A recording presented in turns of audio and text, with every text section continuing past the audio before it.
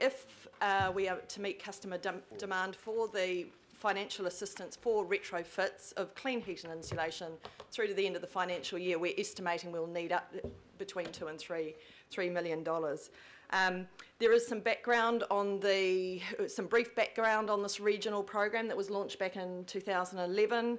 There's also information in some of the diagrams in particular just showing the seasonal trends. The level of customer uptake is consistent with the previous 2 financial years. And so the question before you is really in terms of, because the program operates on a cost neutral basis, all of the costs are recovered from customers through interest at council's cost of borrowing, plus a small administration fee. The real question is, so it's user pays, the real question is in terms of the level of debt that council, that will increase as a result of this program in the short term. Over the long term, that will be completely recovered. Happy to take any further questions. Thank you. Kia ora. Very well said. It was well written in your report too. Councillor Cooper. Yeah, thank you. I mean, I support this, and especially because it's cost neutral and it gives people the opportunity to actually make their houses healthy and dry. But my concern is around the issue highlighted at Audit and Risk Committee recently, around the fact that internal audit found that we weren't keeping track of this stuff, you know, and we need to have a really robust process to make sure we know if we're getting people paying it back. So have we sorted that? Through the chair, I can't. We're not in confidential now. No, so I'm not going to refer directly to that report, but what I can say in terms of the operating model that we run and the systems and checks that we have in place for the Retrofit Your Home program, there are financial records and checks and balances in place for this program. So some of those are interfaced directly with the SAP program, and some of those are a manual reconciliation that's done on a monthly basis. So there are processes in place, there are records of, and some of the information that you have in the report are the real-time figures in terms of how much has been loaned, how much has been repaid. Our debt forecasts are all tracked. Thank you. Councillor Quack. Really yeah, thank you, Mr. Chairman, and I just hope you'll indulge me for a moment, because I'm not speaking strictly to the recommendations at the bottom of page 11. However, I'd encourage you to keep pretty tight on it though, Councillor Quacks, please. That's right. Would you let me, please? The floor is yours. Thank you. Yeah, and so I just want to, I know that one of the aims of this project is to improve the airshed, the air quality under the national environmental standards. And so I just want to ask you, since 2010, since the amalgamation, how have we tracked in terms of our airshed quality? Through the chair, I'm sorry, I don't have access to that information. That would be our policy colleagues who would have that.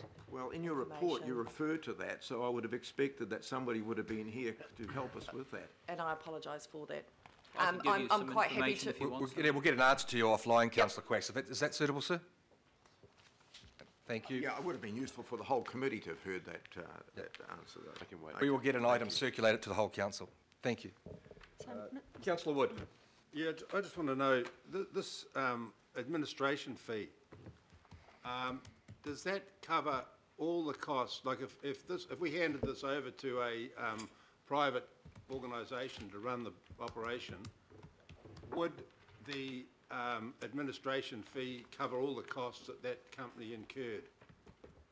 Through the chair, the administration fee currently covers all the direct staff costs involved in the program, along with monitoring and evaluation program development. So my answer would be yes. And does it cover accommodation and all the other things that go with staff members?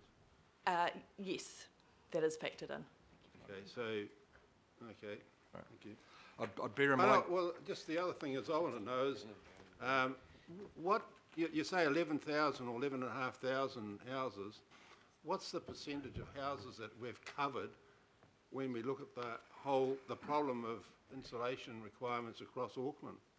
Through the chair, the initial studies show that there's around 400,000 homes across Auckland, the Auckland region, that have inadequate clean heat and insulation. So 11,500 that we've done to date. So we're doing about 3,600 houses a year, roughly. That's scratching the surface. So that question was answered in line 17 of the report. Councillor, thank you. Any other questions? Councillor Penrose and then Councillor Cooper. Yeah, thanks, Mr Chair. Mine's, I was sort of semi-answered this morning in regards to, I had an offline chat with Kevin.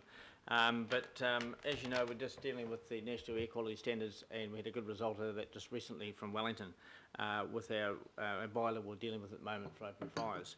But my question is that whilst this is for home installation, and so we're moving also further into being able to use it for heat pumps and the likes. So we're going to widen the span, aren't we, in that regards? Through the chair, the program currently covers heat pumps, so clean heat sources, which is also wood burners, but compliant wood burners. So it's clean heat and insulation. And stage 2 of the program that was we just moved into is water conservation devices. Excellent. Great. Councillor Cooper. I'm just not sure if my question before, I didn't feel satisfied or confident that we have a process. We talked about handwritten, you know, sort of manual stuff, and are we working towards a streamlined process? That's what I want to know, because I mean, this is a lot of money that needs paying back, and so I just want to feel really confident that we've got a process that's going to work, because it's not what we've been told only a couple of weeks ago. So the financial accountability. Through the chair, sorry, my use of the term manual may have indicated pen and paper. Guys standing up on little so we things, have spreadsheets and a database system that's been designed by financial planning for us that makes all of the calculations and keeps the records of the program. What we don't currently have is an interface with any of the council rating systems. So there was a plan to include it in as a pathway clip-on.